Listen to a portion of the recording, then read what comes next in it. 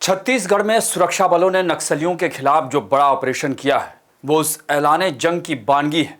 जब 1.5 महीने पहले गृह मंत्री अमित शाह ने साफ कर दिया था कि नक्सल को नेस्तनाबूद करने के लिए अंतिम प्रहार हो रहा है और 2026 तक देश से नक्सलवाद का नामो निशान मिटा दिया जाएगा, क्योंकि अगर अंतिम व्यक्ति तक विकास को पहुंचाना है तो नक्सलवाद को खत्म करना ही होगा।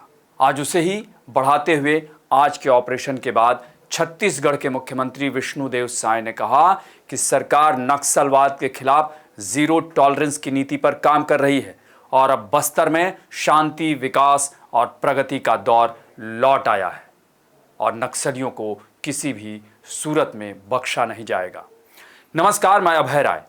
काफी सालों से छत्तीसगढ़ का नाम जहन में आते ही नक्सलवाद की तस्वीर ही सामने उभर कर आती है और कभी सुरक्षा बलों पर भारी पड़ते आ रहे नक्सली आज जिंदगी के लिए तरस गए हैं।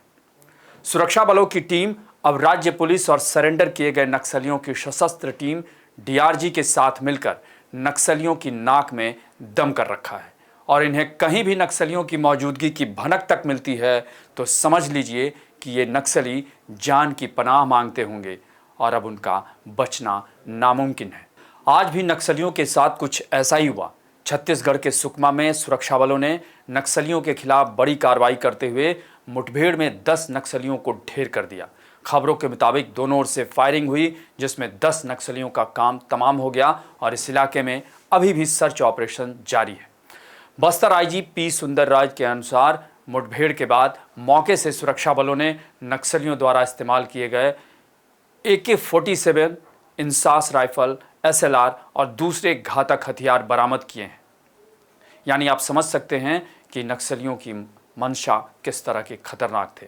जैसा कि पुलिस को यहां सुकमा के कोंटा और किस्टाराम एरिया कमेटी के नक्सलियों की मौजूदगी की सूचना मिली थी, जिसके बाद डीआरजी और सीआरपीएफ की टीम ऑपरेशन के लिए रवाना हुई और फिर इन्होंने भेज्जी थाना क्षेत्र के कोराजागुड़ा, दंतेसपुरम, नागाराम, भंडार पदर के जंगल और पहाड़ों में अपने जाल बिछा दिए। फिर क्या, नक्सलियों ने फायरिंग शुरू कर दी, जिसके जवाब में सुरक्षा बलों ने भी फायरिंग की और 10 नक्सलियों को ढेर कर दिया।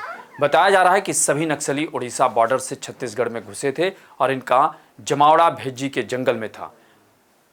गौरतलब है कि नक्सली जब छत्तीसगढ़ में घुस रहे थे तो पहले उड़ीसा पुलिस से उनकी मुठभेड़ हुई थी और उस दौरान भी एक नक्सली ढेर हो गया, जबकि एक घायल हो गया था। आपको बता दें कि इससे पहले एक बड़े ऑपरेशन में सुरक्षा बलों ने 30 से ज़्यादा नक्सलियों को ढेर किया था, जबकि एक साल के अंदर 200 से ज़्यादा नक्सली ढेर किए जा चुके हैं या फिर वो बड़ी संख्या में सरेंडर कर मुख्य धारा में शामिल हो रहे हैं। यानी देखा जाए तो सरकार ने नक्सलवाद को खत्म करने के लिए जो प्रण लिया है, अब इस तरह की कार्रवाई उसके प्रमाण है।